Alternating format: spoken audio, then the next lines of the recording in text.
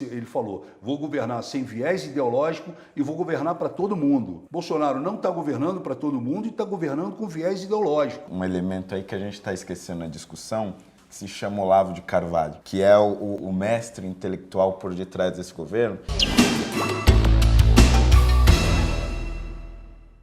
Realmente é uma pessoa difícil, né, de conviver, é um cara inseguro. Ele é inseguro no dia a dia, nas questões, nas decisões, precisa sempre ouvir determinadas pessoas que muitas vezes não estão no governo, estão fora do governo e fazem um governo paralelo. E o Bolsonaro, ele descobriu há pouco tempo essa paradinha que ele dá ali na saída do palácio. Por ali ele passa a mandar vários recados que ele quer. E a partir do momento que ele vê que ele não tem um controle ou a imprensa não repercute o caso, como foi o caso do Merval Pereira, passa a incomodar. Mas é que eu acho que existe um elemento aí que a gente está esquecendo na discussão, que se chama Olavo de Carvalho, que é digamos assim, o mestre intelectual por detrás desse governo. E que ele diz o seguinte... Duas palavras que não combinam com ele, nem mestre nem intelectual, mas tudo bem, eu vou deixar passar barato. Mas é como ele é enxergado, né? Que acredita que existe um complô global, o globalismo, para nos fazer crer que o aquecimento global é uma grande mentira. Sim. E que, portanto, nós estamos numa variação natural de temperatura média da Terra, como aconteceu ao longo de milhares de anos, e que, portanto, a influência humana sobre o planeta não tem todo esse impacto que as pessoas pensam, a não ser no ambiente local. Então, essa é uma diretriz importante do governo. Então, a partir do momento em que o presidente da República acredita que Olavo de Carvalho está certo neste ponto, e ele admite essa teoria como absolutamente certa e inequívoca, o desmatamento para ele não se torna uma pauta tão importante combater o desmatamento. Agora está se tornando porque houve uma reação internacional, né? A França já sugeriu ali que houvesse algumas medidas da União Europeia contra o Brasil, então está criando realmente uma crise em torno disso e acho que concordo com o Poit, é um momento ideal para o Salles demonstrar que realmente é capaz para o cargo e de trazer políticas públicas sérias nessa área. Acho que ele tem horas que ele fala demais, que ele como presidente deveria se preservar. É muito difícil ali você lidar com o Jair. O Jair ele mudou muito. Mas você já tinha visto essa desconfiança excessiva dele das coisas? Porque, por exemplo, o Carlos Bolsonaro, filho dele, tem todo Eu acho que aí entra a insegurança. É por isso, eu falo que ele é inseguro, porque tem pessoas de fora, como o filho, o Carlos, o Olavo de Carvalho, pessoas que transitam num governo paralelo. Por isso que eu sempre falei que se eu soubesse que votar no Bolsonaro eu estaria votando no Olavo de Carvalho, eu não teria votado nele, porque, na verdade, o Olavo de Carvalho, hoje, numa conversa na Folha de São Paulo, eu detalhei bem isso, né? Porque o Vélez é uma indicação do Olavo, aí fica 3 meses no governo, o Bolsonaro leva 3 meses para tirar o Vélez, sendo que ele conseguiu fazer uma coisa inédita, esquerda, centro e direita, todos falando a mesma coisa, que o Vélez não servia para aquele papel. Ministro da Educação, ele leva 3 meses para tirar o Vélez, e quando ele tira o Vélez, um repórter indaga o Olavo de Carvalho, foi uma indicação sua, o Olavo assume que foi e pergunta, mas de onde o senhor conheceu o Vélez? Eu assisti 3 vídeos. Quer dizer, um ministro é indicado por um cara que se diz guru, enfim, e indica porque assistiu 3 vídeos. Existe ali, eu conversava com você aqui fora, existe um processo de fritura que começa pelo Olavo de Carvalho. O Olavo de Carvalho é o primeiro que dá o ataque. Na sequência, vem os alunos do Olavo de Carvalho. Mas comandado pelo Carlos?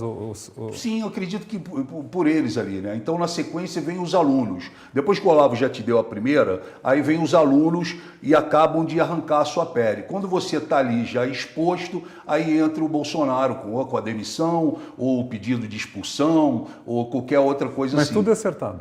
É sempre assim, né? Eu tenho visto assim, o processo com o Santos Cruz foi assim, o processo com o Bebiano foi assim. Primeiro o Olavo de Carvalho dá a primeira pancada, aí você vai rebater. Você começa a rebater entre os alunos. Os alunos dele a gente sabe, Cláudio Wilde, Alan dos Santos, aquele monte que eu chamo de os miquinhos amestrados. Né? Então aí entram diversos batendo violentamente, um apedrejamento virtual medieval, E aí, na sequência, vem a demissão. Porque eu só leio coisas ruins dele no Exército.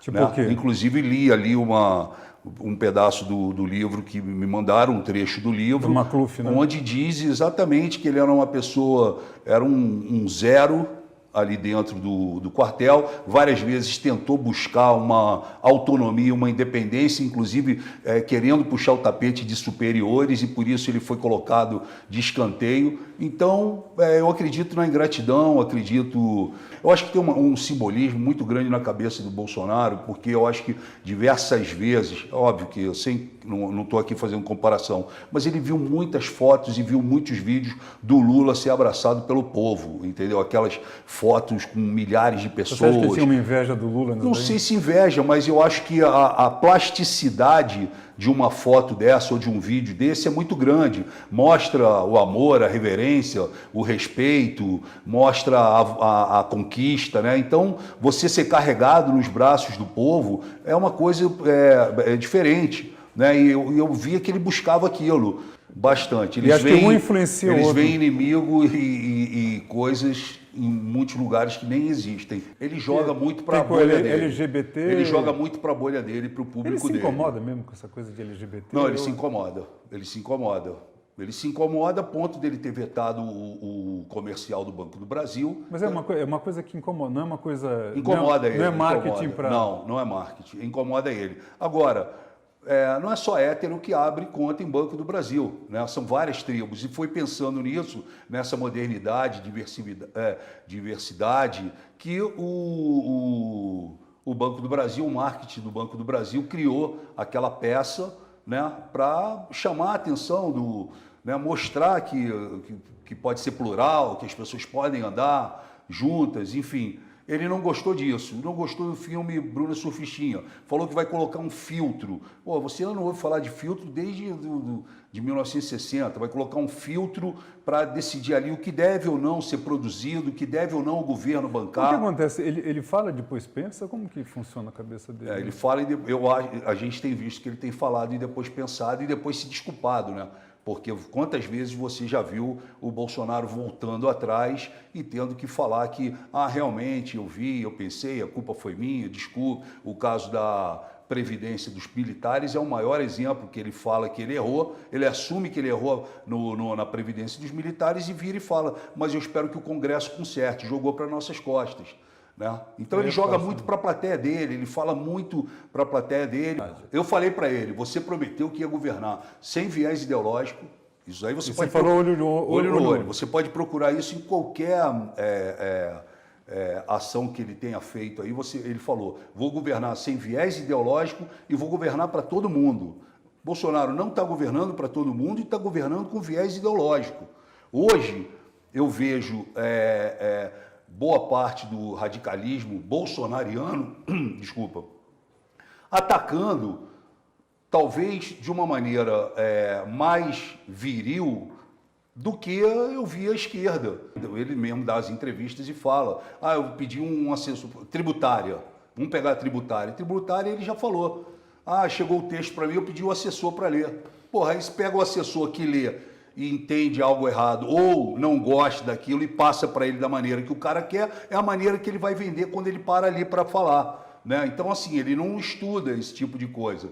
Ele inventou candidatura do Não, Moro? ele inventou não. Eu acho que ele deve ter feito um convite e como o Moro não deve ter aceito esse convite, na cabeça dele, na paranoia que você tanto fala aí, ele deve ter pensado. Mas você acha que eu estou exagerando? Não, acho que não. Porque isso daí o exemplo é o Moro. É tratado com terapia e medicamento. O exemplo é o Moro. E aí, quando ele convida o Moro e o Moro diz que não vai para a presidência, sou eu que estou deduzindo, tá? Atenção. Aí ele fala, bom, se não sai vice meu, pode sair presidente lá na frente. E o Moro tem, ainda que com a Intercept, com tudo isso que tem acontecido, ele ainda tem uma força muito grande, né? Um percentual muito grande. Então, isso incomoda o Bolsonaro? Isso incomoda o Bolsonaro. E aí eu acho que o Bolsonaro falou, bom, já que ele não vem comigo, eu também vou começar. Então não entra pacote anticrime, tirou o COAF das mãos do Moro, tirou o indicado do Moro do COAF, né? Então o Moro começou a ficar figurante ali naquela situação. E aí fica difícil, porque são declarações, né, todos os dias. Não tem fome no Brasil, mas eu poderia dar filé mignon para o meu filho se quisesse. A Terra, aí o guru dele fala que a Terra é plana, o astronauta foi lá e falou, não, eu fui lá e vi que não é plana.